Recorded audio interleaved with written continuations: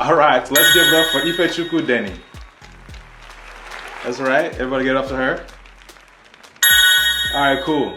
So thanks a lot, Ifechukwu Deni, for sending in your name for today's Igbo Name of the Day feature, right? All right, you ready to translate that name together? Okay, cool.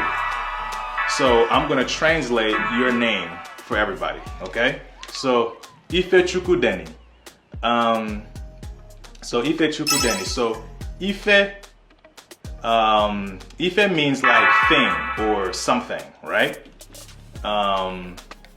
And Chukwu means God, and Deni means to write or has written, or basically kind of like to declare almost too. So it's like to write, to declare, to say, you know, this is what's going to happen, right? But, you know, I guess in this context, it mostly means to write.